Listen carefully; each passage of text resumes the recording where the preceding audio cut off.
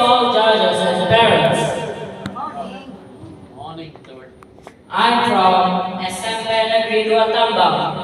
I'm here to tell you a nice story about the legend Roro Jonggrang.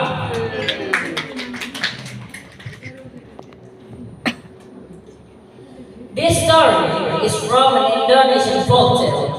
This story takes place from Central Java.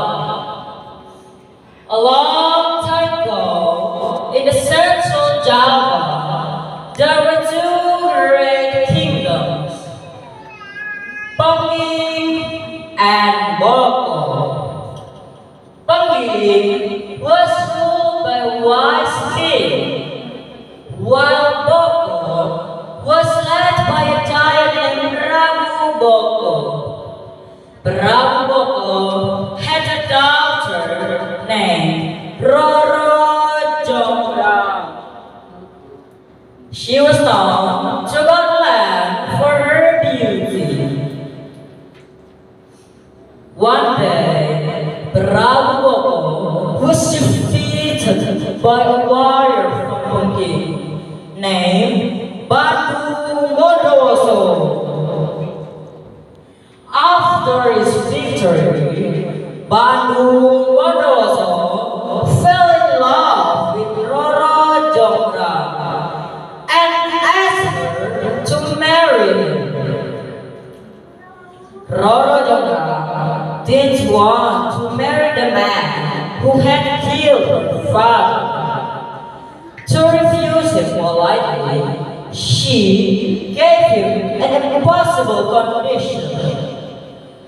If you want to marry me, build me 1,000 temples in one night. Batu Bondowoso, confident in his magical powers, accepted the challenge. He summoned his supernatural beings to help him construct the temples. Sir, what is your command summoning us? Build me 1,000 temples before dawn arrives. The spirits began to construct the temples. The temples rose quickly. Roro Jonggrang began to panic as the task was nearly complete. With clever idea in mind, she and her mates lit up a big bunch of fires and pound rice to make a lot of noise. To trick the spirits, taking them down and run. The spirits fled, and only 999 temples were finished. Roro Jonggrang, I have done it! I have built 999 temples, but where is the 1,000th? Realizing he had been tricked, he was very mad at Roro Jonggrang. He cursed Roro Jonggrang, turning her into a stone. The temple is now known as Candi Roro Jonggrang.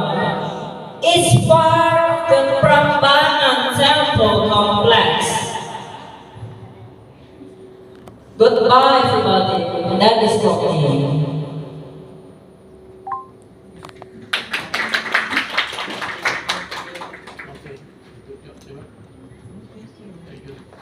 Salaman situ. Salaman.